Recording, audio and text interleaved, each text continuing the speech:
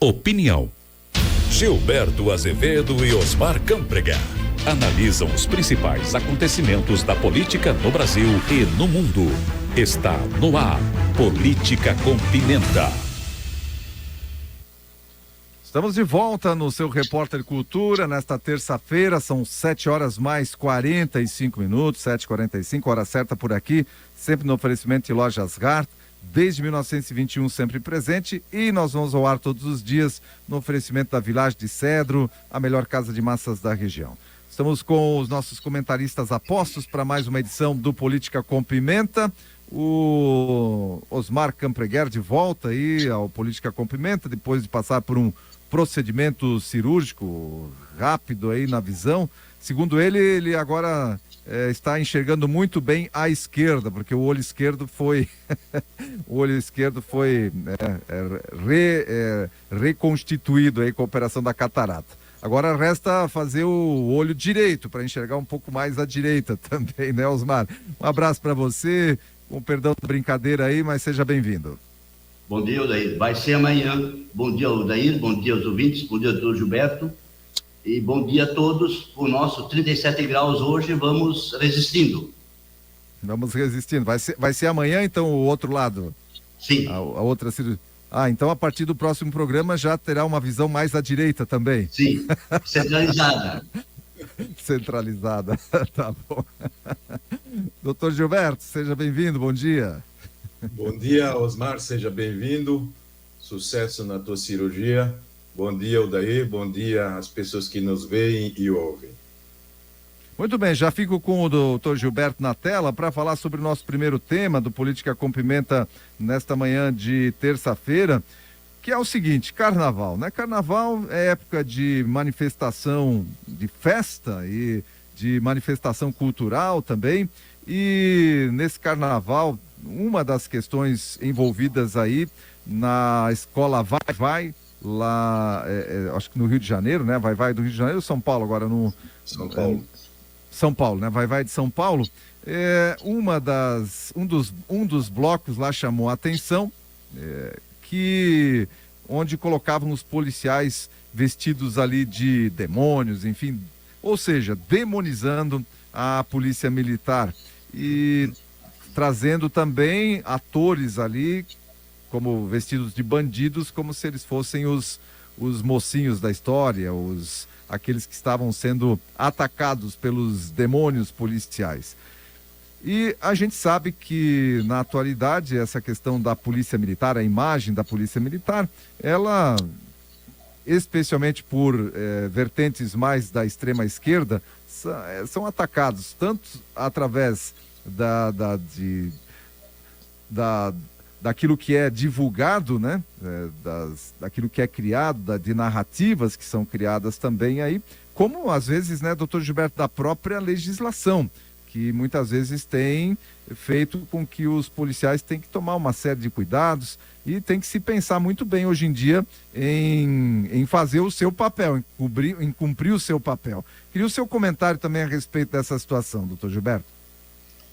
Bom, primeiramente eu tenho que dizer de que nenhum policial sai de casa pela manhã para cumprir a sua tarefa objetivando o confronto. Ao contrário, as pessoas querem colocar as situações nos seus devidos lugares, obviamente, e da menor forma possível.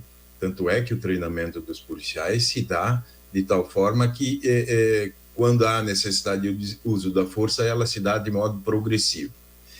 Mas, com relação à escola de samba, me parece que, às vezes, o pessoal abusa um tanto da licença poética e ataca instituições democráticas, porque a Polícia Militar, como a Polícia Civil, os bombeiros, são instituições permanentes que estão aí diariamente na linha de frente no combate à criminalidade, no atendimento às pessoas, na busca, inclusive, até de soluções a determinadas situações. Não vejo o porquê de se usar esse tipo de ação, inclusive usando talvez até verbas públicas, para atacar o próprio Estado, uma vez que as polícias representam diretamente o Estado. há que se tomar um determinado cuidado em relação à situação, uma vez que isso pode aumentar a condição de não receptividade da polícia em determinados locais, onde o crime impera, principalmente. No final do ano passado, inclusive, a Polícia Civil do Estado de São Paulo disse que essa escola de samba, Vai-Vai, teria se tornado um reduto do PCC. E pode, além da licença poética, ser uma crítica mais forte à ação da polícia em função das investigações que estejam sendo feitas. De outro lado, é de se estranhar que nessa escola de samba, inúmeras autoridades e atores, autoridades até de nível federal, estiveram presentes e elogiaram o desfile.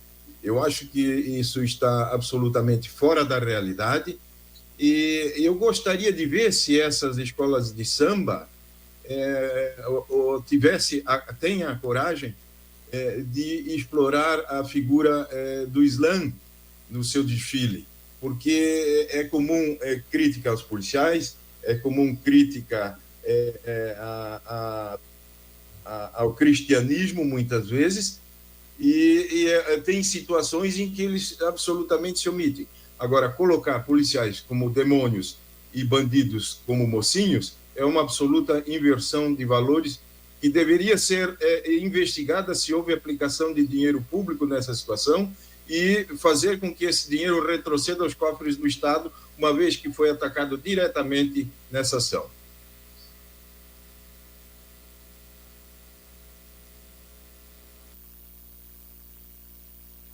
Temos que retroceder ou entender o contexto das coisas. Eu ouvi uma explicação de uma jornalista que eu não recordo o nome, por isso não vou citá-la. Mas ela explicou da seguinte forma: no contexto da escola de samba, o que de fato os demônios e heróis representam? Na realidade, a favela, a comunidade, vê o policial como inimigo e o bandido como amigo, porque na realidade os policiais eles são violentos, agressivos, e a violência impera e a comunidade, de forma geral, é protegida pelo bandido. Então, nesse contexto do hip hop, é que foi feito essa representação. Então, para as favelas, o policial, ele representa o violento, o ruim. E o bandido, nesse contexto, ele representa o bem, porque ele protege, entre aspas, a comunidade. Vamos lembrar que as comunidades foram invadidas ano passado e 28 moradores morreram. Agora, recentemente, em Santos, que tem uma operação, mais 18 morreram. Então, é nesse contexto que a escola de samba representa. E, na realidade, não é a escola de samba. Uma ala da escola de samba, que representa o hip-hop, é que fez essa representação, e essa representação, nesse contexto, representa isso, que para a comunidade favela, o bandido, de certa forma, é herói e o policial é bandido, porque é o policial que vai lá, pratica violência de forma geral. Quando a polícia vai para a comunidade, é para praticar violência contra os moradores. Nesse contexto é que foi representado que a escola de samba representou. Essa é a explicação que eu vi de uma pessoa que entende muito mais do que eu, né, sobre a apresentação. Então, nesse sentido, que o policial é bandido e o bandido é herói, vamos dizer assim.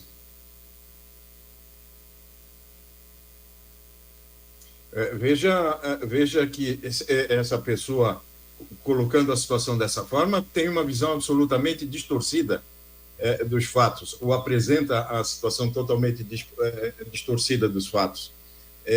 Realmente existe uma ala da sociedade que vê o bandido como mocinho, como protetor. No entanto, isso é absolutamente irreal na vida real.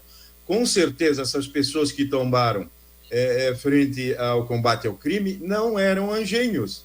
Eles não estavam na rua distribuindo flores, eles não estavam na rua distribuindo cestas básicas ou comida. Provavelmente essas pessoas entraram em confronto armado com a polícia e, em face do excelente treinamento que os policiais têm, houve o revide. O policial vai lá, como eu disse, não para atacar ninguém, continua afirmando essa situação. Ele vai lá para cumprir a sua obrigação que está estatuída, está inscrita na Constituição, essa tão falada Constituição. No entanto, algumas pessoas, como eu digo, têm uma visão distorcida da realidade e colocam essa situação. Agora, eu realmente não sei o que tem hip-hop com escola de samba. Eu acho que foge à realidade. Novamente, houve uma licença poética exagerada e desnecessária em relação a essa situação. Eu acho que está na hora da sociedade tomar pé da situação, tomar de volta para si o controle dessa situação e não ficar endeusando o bandido e criminalizando a ação da polícia.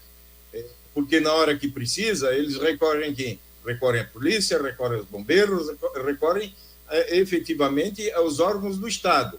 E se não são rapidamente atendidos, aí começa outro tipo de confusão que novamente a polícia é chamada a atender.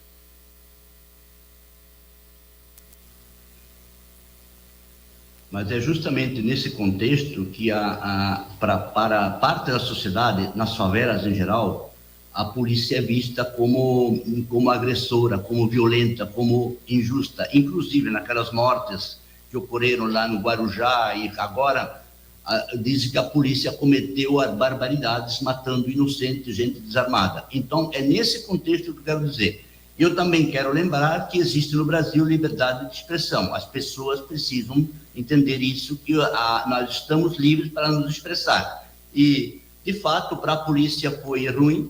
Eu não defendo esse tipo de manifestação, mas é nesse contexto que foi apresentado. E eu acho, assim, que não deveria ser isso, porque isso aumenta ainda o ódio, a divergência, aumenta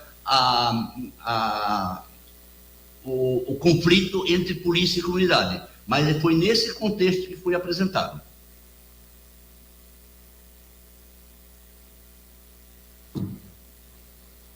Microfone. Antes de a gente ir para o próximo assunto, só quero fazer um comentário a respeito de tudo que vocês comentaram aí. Realmente tem licença poética envolvida. Existe, sim, conforme o Osmar colocou, em determinadas alas de determinadas comunidades em que o crime organizado tomou conta daquelas comunidades e aí toma conta, de fato, da comunidade, mas não que exista algum tipo de liberdade lá, porque os moradores vivem sob uma pressão também do crime organizado, que são executados quando o crime organizado assim entende que deve fazê-lo também. E uma outra questão importante aqui é que tem a liberdade de expressão, como o Osmar colocou. Agora eu só vou fazer um exercício e peço que quem nos ouve, assiste, faça um exercício junto comigo. Vamos imaginar que fosse uma escola de samba que fosse conhecida por ser de uma ala mais à direita do espectro político e não mais à esquerda, e que colocasse lá na avenida pessoas vestidas com os ministros, vestidas de ministros do Supremo Tribunal Federal e com alguma situação atacando a população, vislumbrando um ataque à população ou à entidade democrática de direito ou à Constituição, com a Constituição na mão, rasgando a Constituição, por exemplo, para ver o que aconteceria. Será que conseguiria terminar o desfile? Fica aí a pergunta, né, para a gente refletir sobre a nossa liberdade de expressão no momento que a gente vive no país. Vamos lá, o próximo tema é para vocês discutirem aqui também, comentarem, porque não deu tempo ainda, né, de vocês comentarem a respeito dessa operação da Polícia Federal que começou na última quinta-feira e deflagrou aí com a prisão, inclusive, do Valdemar da Costa Neto, que na sequência foi libertado, mas libertado condicionalmente, né, condicionalmente. e tem outros 2 assessores aí que estão presos do Bolsonaro, mais de 30 pessoas que foram envolvidas nessa operação da Polícia Federal. Vamos lá, agora os comentários são de vocês, mediante as informações que vocês já obtiveram a respeito dessa operação da Polícia Federal, o seu ponto de vista a respeito do que está acontecendo. Começa com você dessa vez, Osmar. Bom, com relação à operação, eu tenho dúvidas se ela devesse ser dessa forma, mas me parece que o que ficou claro, que está ficando claro, é que de fato houve um princípio, o interesse de um golpe de Estado. E esse interesse, ele surgiu quase que nem um cupinzeiro, por algumas tábuas podres que encostavam no chão, entraram os cupins, e os cupins foram se espalhando pela estrutura estava se espalhando pela estrutura do Exército. Esse eu acho que é uma realidade. Aquela reunião lá demonstrou que estava se fazendo se preparando um golpe de Estado. A forma com que foi feito, eu ouço muita gente diz que a forma correta. Existe muita dúvida quanto a isso. O que me parece é que está meio que parecido com a Lava Jato. E isso não me agrada, porque eu acho que a Lava Jato não seguiu direito, e isso é ruim. E me parece que ela tem alguma arbitrariedade ou alguns exageros que não devia ser, mas que na realidade houve um princípio de tentativa de golpe de Estado. É uma realidade, porque as próprias palavras do presidente e dos assessores demonstram isso. E eu acredito que vai acontecer, virão dias piores para Jair Bolsonaro, porque agora, de certa forma, foi tirado as proteções, vamos imaginar assim, foi tirado a tampa do poço para sair todas os maus feitos vão acabar aparecendo, e eu acho que vai ficar difícil para o ex-presidente os próximos meses. Doutor Gilberto, o seu ponto de vista a respeito? Bom, primeiro plano é a narrativa, são narrativas. Se tentou com joias, se tentou com vacinas, se tentou com N situações envolver Bolsonaro em situações de malfeitos. Eu tenho para mim que Bolsonaro parece não ter tentado dar um golpe. Tentar seria emitir um decreto, colocar um esquema em andamento. E o que ele pode ter feito seria um ato preparatório que eu não vejo como criminalizar. Agora, você fazer um discurso a respeito de uma situação que você não concorda, eu entendo que isso não caracteriza em absolutamente qualquer tipo de crime. Muito embora ele tenha utilizado as dependências do Palácio para fazê-lo. Essa situação não foi colocada em marcha nenhuma situação relacionada a qualquer tipo de golpe. Ele não teve participação direta, ao meu ver, até porque a gente não conhece os autos, porque eles estão em segredo e nem a defesa consegue acessar para saber exatamente o que está acontecendo. E nem a quantidade de investigações que estão sendo feitas, uma vez que isso já está perdurando há tanto tempo, inclusive com pedido de arquivamentos seguidos do Ministério Público, e a gente não sabe o que acontece. Muitos desses pedidos, inclusive, correram em sigilo, e só recentemente nós tivemos conhecimento e nem sabemos o que foi feito ao final. Quer dizer, a falta de publicidade em relação a essa situação é muito desagradável.